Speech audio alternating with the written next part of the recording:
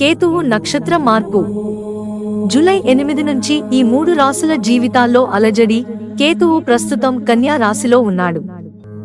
ఈ ఏడాది మొత్తం ఇదే రాశిలో సంచరిస్తూ ఉంటాడు. నవగ్రహాలలో రాహు, కేతువులు ఎప్పుడూ తిరోగమన దశలోనే సంచరిస్తాయి. కేతువు ఈ ఏడాది రాశిని మార్చకపోయిన నక్షత్రాన్ని మార్చుకుంటూ తన ప్రభావాన్ని అన్ని రాశుల మీద చూపిస్తాడు. కేతువు ప్రస్తుతం హస్త నక్షత్రంలో సంచరిస్తున్నాడు. హస్త నక్షత్రానికి అధిపతి చంద్రుడు, అధిదేవుడు సూర్యుడు. ఈ నక్షత్రంలో జన్మించిన వాళ్ళు మంచి స్నేహితులుగా ఉంటారు. అందంగా, ఆకర్షణీయంగా ఉంటారు. ఎదుటివారి కష్టాలను సులువుగా అర్థం చేసుకోగలిగే స్వభావం వీరిది. అయితే వీరికి అదృష్టం అన్నిసార్లు కలిసి రాడు. వ్యాపారం వృద్ధి చేసుకుంటారు, కానీ విజయం సాధించేందుకు మాత్రం ఎంతో కాలం వేచి ఉండాల్సి వస్తుంది. కేతు సంచారం. జూలై 8 నుంచి కేతు గ్రహం రివర్స్ లో కదులుతూ హస్త నక్షత్రంలోని 2వ దశలోకి వెళ్లబోతోంది. కేతువు తిరోగమన కదలిక కారణంగా కొన్ని రాశులకు చెడు సమయాలు కూడా ప్రారంభమవుతాయి. సెప్టెంబర్ 8వ తేదీ వరకు కేతువు హస్త నక్షత్ర ద్వితీయ స్థానంలో ఉంటాడు.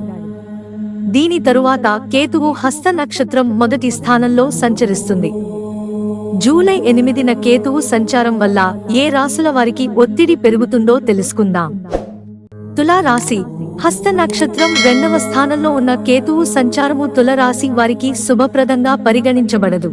ఆర్థిక జీవితంలో ఒడిదుడుకులు ఉంటాయి. మీరు జీవితంలో సవాళ్లను ఎదుర్కోవలసి రావచ్చు. పనులు పూర్తి చేయడంలో ఆటంకాలు ఎదురుకావచ్చు. ఆరోగ్యం పట్ల ప్రత్యేక శ్రద్ధ అవసరం. కన్యా రాశి.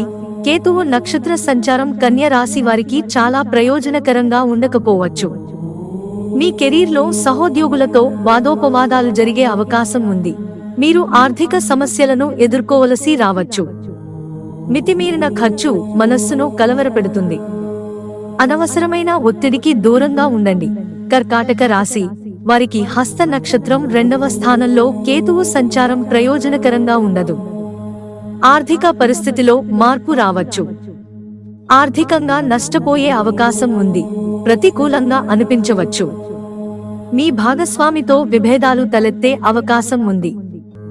ఆరోగ్యం కూడా క్షీణించవచ్చు. కేతు గ్రహ పరిహారం. కేతు గ్రహాన్ని బలపరచడానికి ఈ మంత్రం పఠించాలి. ఓం భ్రాం భ్రాం భ్రౌం సహ రాహవే నమః. ఓం రా రహ్వే నమః మంత్రాన్ని జపించండి. మిత్రులారా, ఛానల్ సబ్స్క్రైబ్ చేసుకోవడం మర్చిపోకండి. ధన్యవాదాలు.